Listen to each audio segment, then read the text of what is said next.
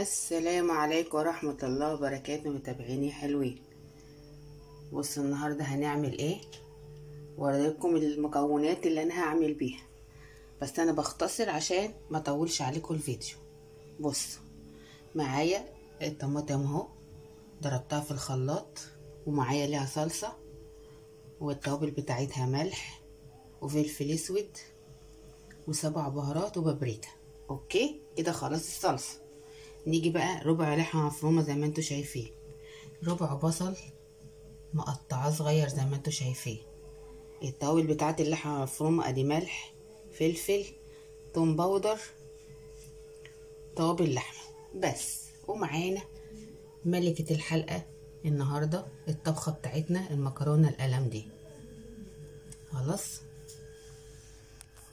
انا بقى هوريكم هعمل ايه. لسه بس البصل المبشورة بتاعت الطماطم هبشرها سريعا وبحطها على النار بمادة دهنية، وبعد كده بضيف عليها الطماطم والتوابل والصلصة تتسبك، واللحمة مفرومة زي ما اتفقنا برضه بحط البصلة تصفر في المادة الدهنية، بعد كده احط اللحمة مفرومة ما بتاخدش كتير معانا تقليب، بعد كده بنحط التوابل واوريكم هنكون ونسلق المكرونة، وهقولك احنا هنعمل ايه بالثلاث مكونات اللي احنا هنعملهم دول مع بعض ايه. يلا بينا. وادي البصلة بتاعتنا زي ما اتفقنا بسيبها تصفر لحد تصفر كده، بعد كده اضيف عليها ايه اللحمة المفرومة. ضفنا اللحمة المفرومة بتاعتنا وادي توابلنا اللي اتفقنا عليها، بس كده نقلب بقى لحد ما تستوي اللحمة المفرومة معانا. وفي حلة تانية على النار حطينا البصلاية المبشورة وحطينا الصلصة بتاعتنا. نجيب بقى الصلصة بتاعتنا والتوابل بتاعتنا بس، وهجيب شوية سكر احطها عشان الحموضة بس كده، واتابع اللحمة المفرومة. يلا بينا. اللحمة المفرومة ده خلاص استوت كده، ندفع في التسبيك نسيبها شوية على نار هادية وقربت تستوي. يلا بينا بقى يا حلوين. محضرين الطواجن بتاعتنا وسلقت المكرونة زي ما انتوا شايفين اهي القلم، وادي اللحمة اللي احنا عصجناها مع بعض. بصوا اهي زي ما قلت ربع كيلو لحمة مفرومة على قد ربع كيلو بصل. نجيب بقى الطواجن بتاعتنا كده زي الطواجن المحلات، ونحط لحمة مفرومة حبة حلوين كده، حبة حلوين بصوا، ونحط حبة حلوين هنا كمان اهو.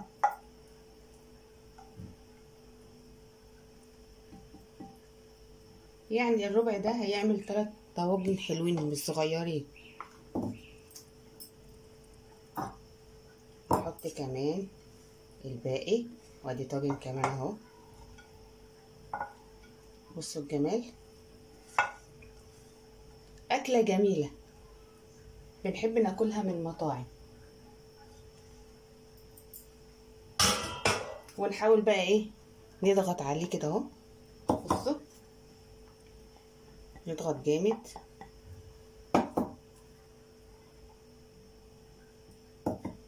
عشان نحط عليه المكرونه بتاعتنا بس كده. بصوا ضغطه ازاي اهو. خليكم معايا اجيب ايه معلقه. نحط بقى المكرونه بتاعتنا. بصوا ما نسويهاش قوي، يعني 3/4 سوا. رايحه فين نحط في كل الطواجن بتاعتنا ال3 كده اهو. وصفه جميله وسهله وصغير وكبير بيحبها، يعني لو عندك اطفال هيحبوها جدا جدا جدا، احب من على قلبهم. مش عايزين الا حاجات من دي، مش عايزين طبيخ بقى ولا بطاطس ولا فاصوليا. يعني بصراحه انا مش عارفه الجيل دوت ما شاء الله عليه. طبعا كده مستويه فهتحطي براحتك، لان هي مش هتستوي بقى وتنفش ولا الكلام ده كله. احنا مسويين ايه المكرونه بتاعتنا اهو، مسويين المكرونه بتاعتنا للاخر. احنا نحط كل المكرونه بتاعتنا، حرام نسيب كل ده. هم على قد طواجن، ربع كيلو، طواجن مش صغيره يعني، طواجن حلو حجم صغير كبير. انا هوريكم الحجم اللي هو بيتعمل بره. بصوا ده الحجم الصغير اللي بيتعمل في المطاعم. بصوا المقارنة كان نقارن. بصوا ده صغنون ازاي، لكن دول 3 حلوين. نجيب الصلصة بتاعتنا بقى، وادي جبنا الصلصة بتاعتنا يا حبايبي يا اصدقائي يا حلوين متابعيني. ونحط بقى الصلصة اللي احنا ايه سبكناها، نحط حبة حلوين.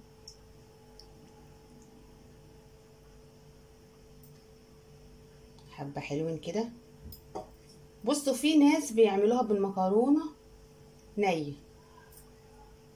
انا عادي ممكن اعملها بس دي اسرع بقى، هي التانية بتاخد وقت شوية، بس دي تعتبر 3/4 سوا، واحنا مسبكين الطماطم بتاعتها، يعني مش هتاخد معانا ايه، مش هتاخد معانا وقت.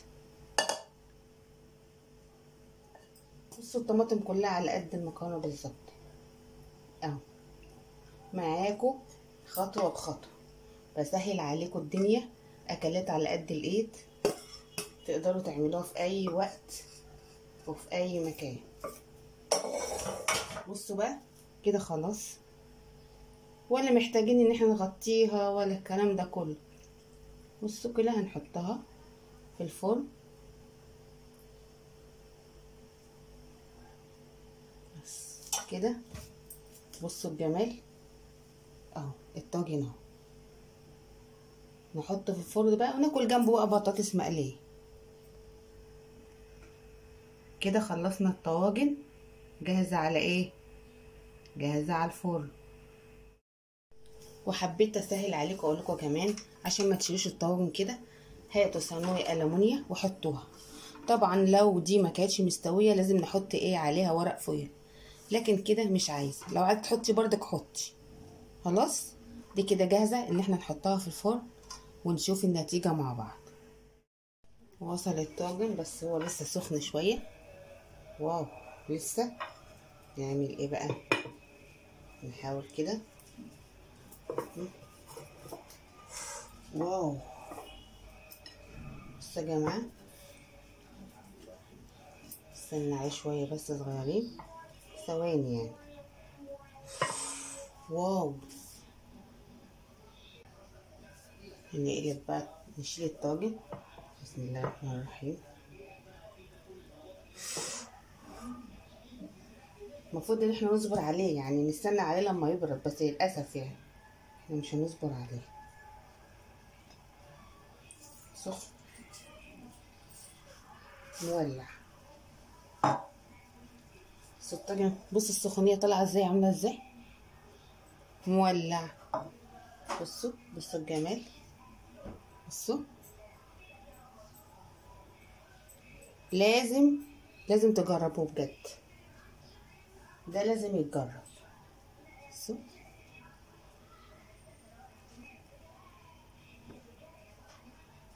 ما تنسوش تشتركوا في القناة وترنوا الجرس، ولازم تجربوا الطاجن ده، صدقوني حاجة لذيذة والكبار والصغيرين يحبوه، حاجة حكاية كده، تحفة تحفة تحفة. بصوا الجمال، ما تنسوش زي ما قلت لكم تجربوه. احلى طاجن ده ولا ايه؟ سلام عليكم.